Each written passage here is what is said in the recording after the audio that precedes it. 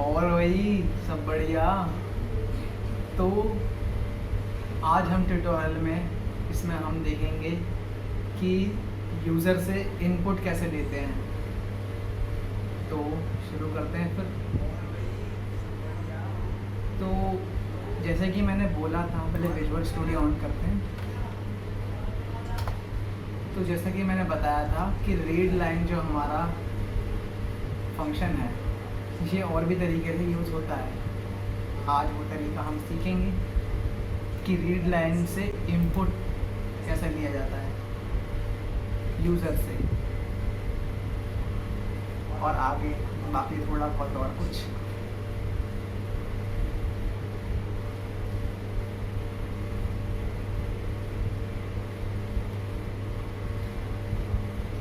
And we are here. इसे काटते हैं पूरा।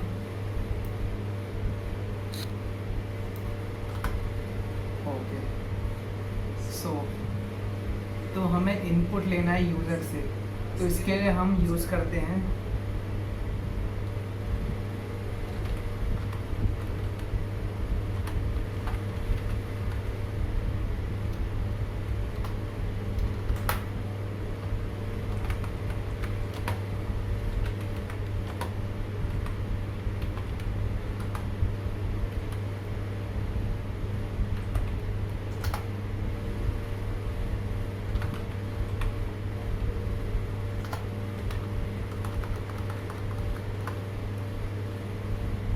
पहले मैं कोड लिखता हूँ, उसके बाद एक एक लाइन समझाता जाऊँगा।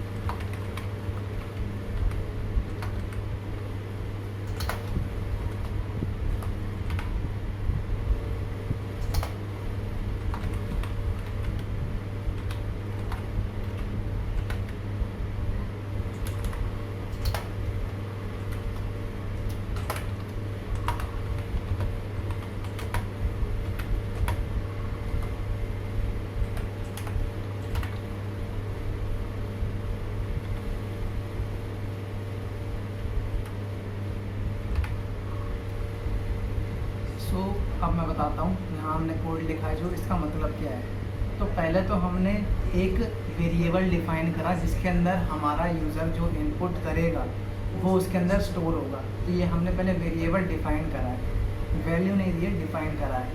अब फिर हमने यूज़र से बोला है, मतलब हम उससे क्या चाहते हैं, मतलब हम उसे बोल रहे हैं कि तू अपना नाम एंटर कर, enter your name. Console dot right क्या करता है, डिस्प्ले करता है। तो ये कर रहा है, डिस्प्ले करेगा कि एंटर योर नेम उसी लाइन पर, लेकिन अगली लाइन पे नहीं जाएगा। फिर वहीं पर कंसोल डॉट रीड लाइन चलेगा, वहाँ पे मैं जो भी यूज़र एंटर करेगा वो जो होगा वो ए के अंदर स्टोर हो जाएगा। और जब वो ए के अंदर स्टोर होगा, फिर यहाँ पे मैं उसे डिस्प्ले करा रहा हूँ वापस, योर नेम इज़ ए, जो उसने वहाँ पे एंटर करा है। तो पहले मैं चला के दिखाता हूँ कि ये काम किस तरीके से कर रहा है।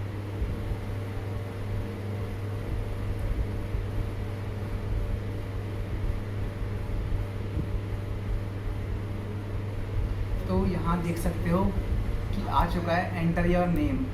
अब यहाँ मैं जो भी टाइप करूँगा वो ए के अंदर स्टोर हो जाएगा, ठीक है। तो ऐसे हम यूज़र का इनपुट ले, जैसे मैंने टाइप करा सूरज, और ये जो मैंने यहाँ पे टाइप करा वो ए के अंदर स्टोर हुआ। अब यहाँ पे डिस्प्ले कराने को मैंने बोला है योर नेम इज़, और जैसे कि पता ही है हम वेरिएबल को कैसे डिस्प्ले कराते हैं, मतलब ऐड करते हुए, अगर स्ट्रिंग के साथ कर रहे हैं तो ऐड करते हुए एक वेरिएबल लगा देंगे। तो ये हमने अपना वेरिएबल लगा दिया ए। जो मैंने यहाँ पे इनपुट करा वो वहाँ पे स्टोर हुआ ए के अंदर, और वो ए मैंने प्रिंट कराया है यहाँ पे। तो इस तरीके से हम यूज़र से इनपुट लेते हैं रीड लाइन के ज़रिए। तो अगर इसको थोड़ा सा और अच्छा करें तो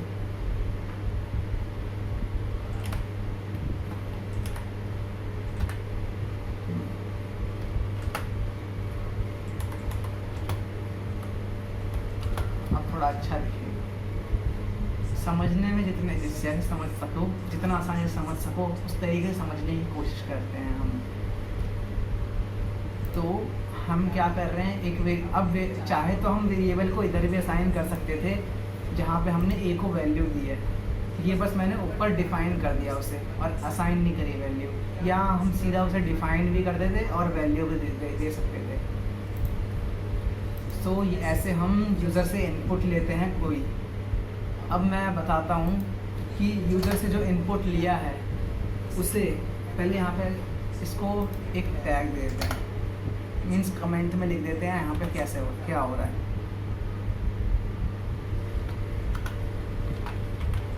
taking input,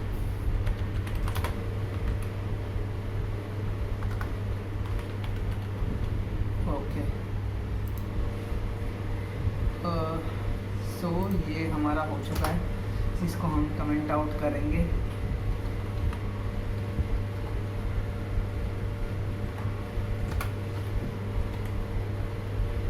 okay,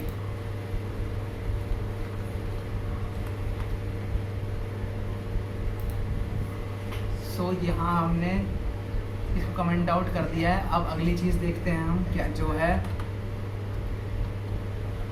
conversion of data types.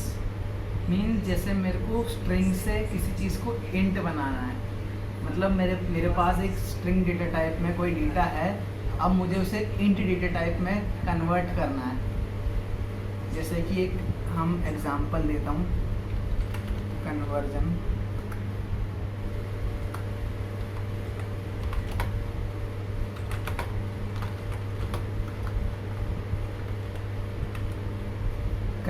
Of data types.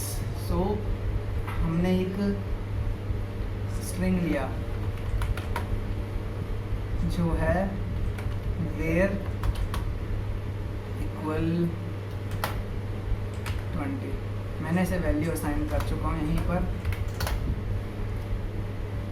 सो मैंने एक वेरिएबल को डिफाइन करा, उसे 20 वैल्यू असाइन करी, लेकिन ये 20 क्या है, स्ट्रिंग है, तो ये 20 इंटीजर नहीं है। अब मुझे क्या है कि मेरे को ये स्ट्रिंग डेटा टाइप है जिसके अंदर डेटा है वो स्ट्रिंग में है। अब मुझे इसको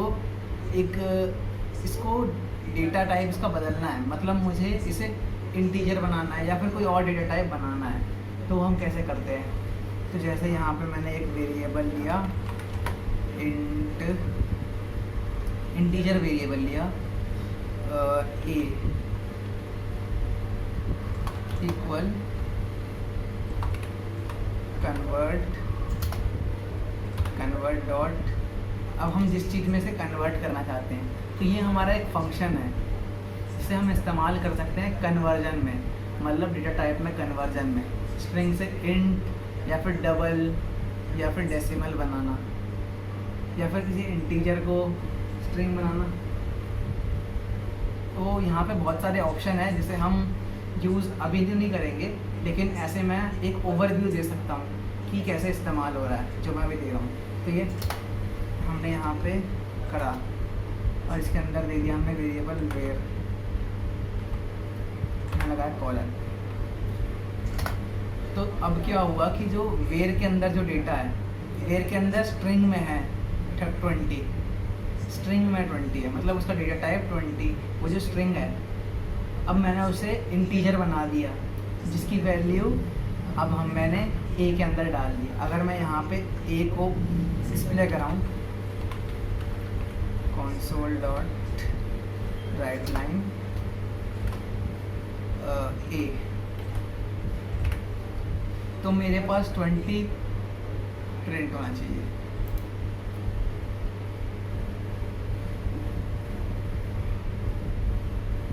और यहाँ 20 आ चुका है। तो ऐसे हम डेटा टाइप का कन्वर्जन करते हैं। किसी डेटा टाइप को दूसरे डेटा टाइप में कन्वर्ट करते हैं। किसके ज़रिए? कन्वर्ट फंक्शन के ज़रिए। कन्वर्ट डॉट उसके आगे हम अपना जो हम करना चाहते हैं वो लिखेंगे। जैसे कि मैंने 2 int 32 में करा है। सो अब कुछ और करते हैं, एक सिंपल सा कैलकुलेटर बनाते हैं। इस दोनों चीज़ को इस्तेमाल करते हुए हम एक सिंपल सा कैलकुलेटर बनाएंगे।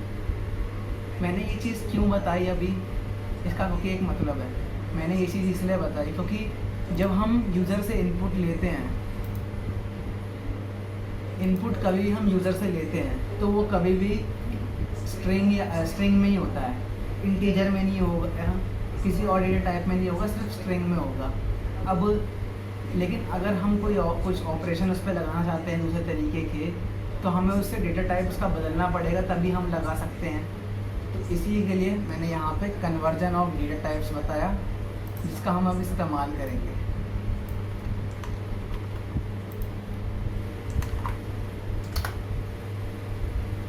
तो हम क्या करने वाले हैं, हम बनाने वाले हैं कैलकुलेटर,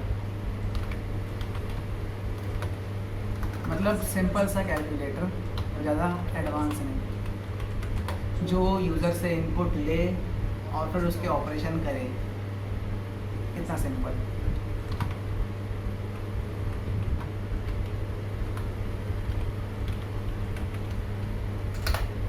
ओके, सिंपल कैलकुलेटर। तो अब इस कैलकुलेटर में 2 नंबर मुझे यूज़र से लेने होते हैं, और क्या करना होगा मुझे, जो मैंने बताया कि इनपुट जब हम लेते हैं तो वो हमेशा स्ट्रिंग में लेगा, और कैलकुलेटर में हम इंटीजर चाहते हैं। अब ऑपरेशन जो एरिथमेटिक ऑपरेटर्स लगते हैं वो इंटीजर के ऊपर लगते हैं, स्ट्रिंग के ऊपर नहीं। तो हमें उसका डेटा टाइप कन्वर्ट करना होगा इंट में, स्ट्रिंग से। तो करते हैं, पहले 2 वेरिएबल को हम इनपुट करवाते हैं। तो पहले तो हमने 2 वेरिएबल डिफाइन कर दिए।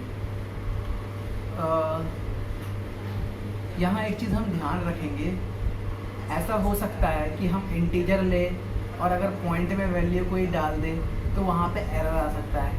तो इसके लिए ऐसे एरर ना आए, इसलिए हम यहाँ पे डबल लेंगे। डबल पता ही होगा, पॉइंट वैल्यू। ओके, सो डबल इक्वल फिर 1, और यहाँ हमने इसे डिफाइन कर दिया।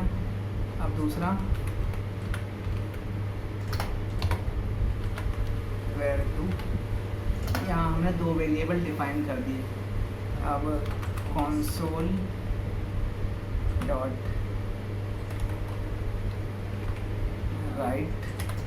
राइट करते हैं, क्योंकि हमें जो इनपुट होता है वो उसी लाइन में, अगर जो वो ज़्यादा सिमेट्रिक लगता है, राइट लाइन का भी इस्तेमाल कर सकते हैं, और इसका ना इस्तेमाल करना चाहे वो भी कर सकते हैं। ये हम इसीलिए ताकि उसमें थोड़ी सिमेट्री और थोड़ा अच्छा लगे, इसीलिए हम इन चीज़ों का इस्तेमाल करते हैं। वरना हम सीधा रीड लाइन करके सीधा इनपुट ले सकते हैं, इन सभी कोई ज़रूरत नहीं है। नहीं, अगर लग रहा हो किसी को कि राइट का इस्तेमाल करना ही पड़ेगा कि बताने के लिए, तो वो तो हमारे ऊपर है। हम चाहे तो बताते हैं, नहीं चाहते तो नहीं बताते। मतलब हमें अगर इनपुट जो आता है हमारा वो रीड लाइन के ज़रिए आता है, मेनली मैं इतना बता रहा हूँ। तो अब हम यहाँ पे लिखते हैं एंटर फर्स्ट नंबर।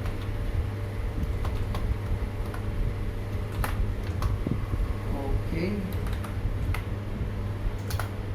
अब console डॉट, पहले हमें वेरिएबल लिखना होता है हमेशा, where 1 console dot read line. Okay,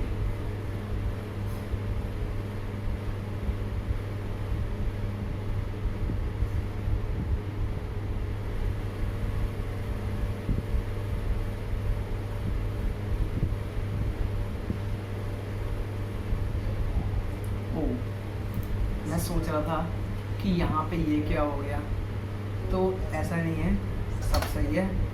2 variable और असाइन करते हैं हम, असाइन भी नहीं करेंगे यहाँ पे इतना ऊपर, क्योंकि उनका काम नहीं है। क्योंकि जैसे कि मैंने बताया था कि इनपुट जब हम लेते हैं तो वेरिएबल वो रीड लाइन जो है वो स्ट्रिंग में देता है। अब हमने तो var1 का जो डेटा टाइप है वो पहले ही डबल जो है वो डिफ़ाइन कर दिया। अब वो अगर मेरे को स्ट्रिंग रीड लाइन स्ट्रिंग देगा तो डबल के अंदर स्ट्रिंग आ नहीं सकता, क्योंकि ये दोनों अलग अलग डेटा टाइप के हैं। इसके लिए हम यहाँ पे कोई दूसरा वेरिएबल रखेंगे,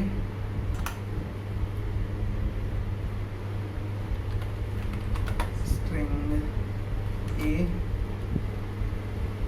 ओके एंड। वह तो इतनी की ज़रूरत भी नहीं है, लेकिन हम तो भी करते हैं। इसको और शॉर्ट किया जा सकता है बहुत आसानी से, लेकिन हम उसे नहीं करेंगे ताकि सिंपलिसिटी लगे प्रोग्राम के अंदर। क्योंकि ज़्यादा कॉम्प्लेक्स उसे बनाएंगे अगर, मीन ज़्यादा कॉम्प्लेक्स, इतना ज़्यादा कॉम्प्लेक्स भी नहीं होगा, लेकिन समझने में थोड़ा एफर्ट लगाने पड़ेंगे। अब हम कम से कम एफर्ट में ज़्यादा से ज़्यादा काम करना चाहते हैं, तो इसीलिए हम खोल खोल के लिखते हैं, ज़्यादा प्रिसाइज नहीं बना रहे अभी से। प्रिसाइज नहीं, वर्ड भूल गया मैं क्या यहाँ बोलना चाहिए।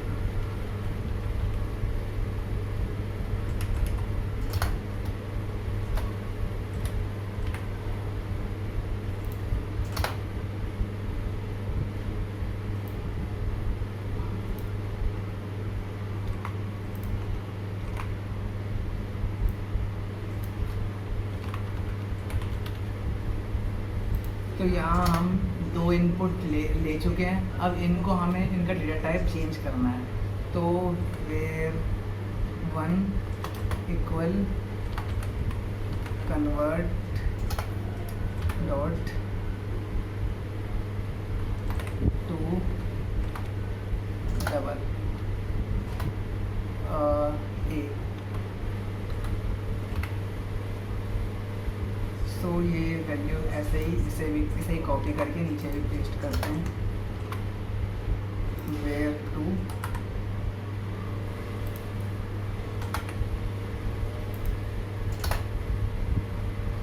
सो ये अब जो डेटा है हमारा वो कन्वर्ट हो चुका है स्ट्रिंग से डबल में। अब क्या होगा कि अब हम इस पर ऑपरेशंस लगाएंगे जो हम लगाना चाहते हैं, क्योंकि arithmetic operations point numbers, point वाले नंबर्स और इंटीजर्स पे लगता है। तो इसीलिए हमने डबल इसलिए बनाया, क्योंकि अगर हम इस पर अगर कोई नंबर अगर इंटीजर हुआ और हमने उसके अंदर दूसरे नंबर के अंदर मान लो डबल एंटर करवा दिया, कोई पॉइंट वैल्यू एंटर करवा दी, तो क्या होगा कि एरर आ जाएगा। एरर तो अभी भी आ सकता है, लेकिन एरर जितने हम अभी चांस कम कर सकते हैं उतने करने की कोशिश करते हैं। इसलिए हमने यहाँ पर डेटा टाइप जो लिया वो डबल लिया। सो अब इस पर ऑपरेशंस लगाते हैं, सिंपल कर देते हैं। अब तो हो गया console dot write line var1 plus var2 okay.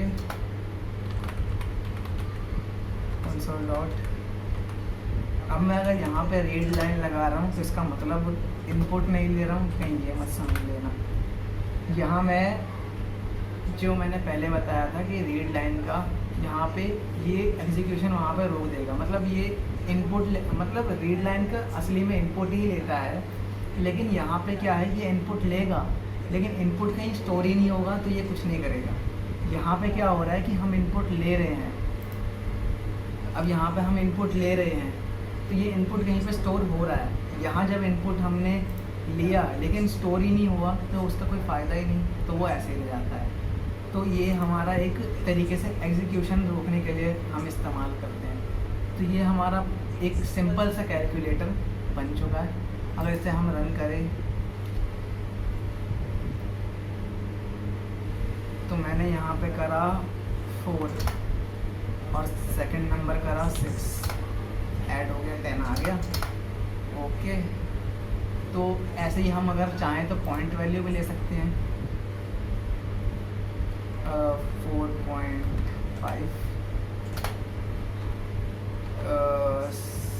5.5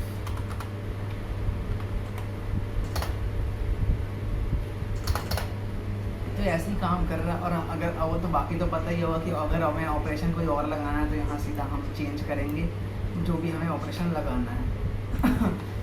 तो इस ट्यूटोरियल के लिए इतना ही। आज हमने इस ट्यूटोरियल में इनपुट लेना और डेटा टाइप कन्वर्जन और एक सिंपल कैलकुलेटर बनाया है। तो इनपुट कैसे लेते हैं हम?